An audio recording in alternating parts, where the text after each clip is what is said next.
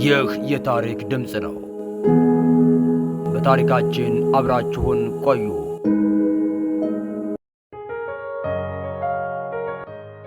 በዓለም ላይ አንዳንድ ሀገሮች አሉ። ሰው ስለነሱ ሲናገር ብዙ ጥያቄ ይነሳል። እንዴት ተፈጠሩ? ለምን እንደዚህ ሆኑ? ከዓለም ለምን ተለዩ?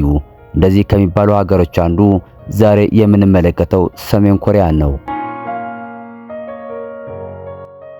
ኮሪያ በምስራቅ እስያ የምትገኝ ባህረ ገብ ሀገር ናት። በሰሜን ቻይና ትገኛለች፣ በምስራቅ ደግሞ ጃፓን አለች። ኮሪያውያን ታሪክ እንደሚናገሩት የመጀመሪያው መንግስት ጆሲያን ነበር።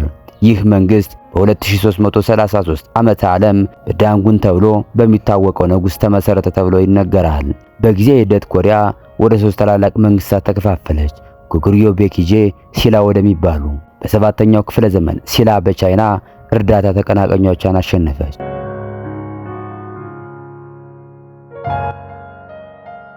ኮሪያ የሚለው ስያሜ ከጆሪዮ የተገኘ ሲሆን ይህ ስም በኋላ ኮሪያ ተብሎ ተቀየረ።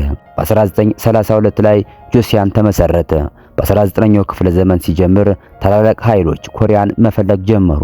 በ20ኛው ክፍለ ዘመን መጀመሪያ ላይ ጃፓን በፍጥነት ኃያል ሀገር ሆነች። በ1910 ጃፓን ኮሪያን በይፋ ተቆጣጠረች። ጃፓንም የኮሪያን ቋንቋ ለማጥፋት ሞከረች። በ1919 ታላላቅ ሰልፍ ተነሳ። ይህ እንቅስቃሴ ማርች ፈርስት ሙቭመንት ተብሎ ይታወቃል። በዚህ ዘመን አንድ ወጣት ተወለደ፣ ኪም ኢል ሱንግ። በወርልድ ዋር ሰከንድ መጨረሻ ጃፓን ተሸነፈች። በ1945 ኮሪያ ከጃፓን ቅኝ ግዛት ነፃ ወጣች። በ1950 ደግሞ ሰኔ 25 ታሪክ ተቀየረ። በኪም ኢል ሱንግ የሚመራው የሰሜን ኮሪያ ጦር 38ኛውን መስመር አቋርጦ ወደ ደቡብ ገባ።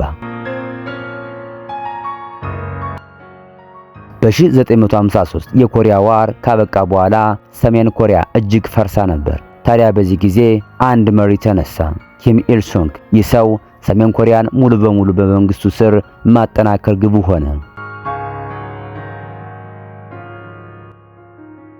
ጁች ፍልስፍና።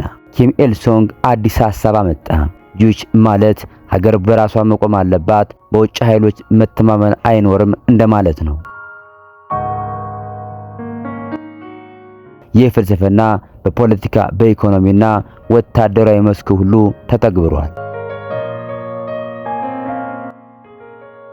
ውድ አድማጮች የዛሬው ዝግጅቴ እዚህ ላይ ተጠናቋል።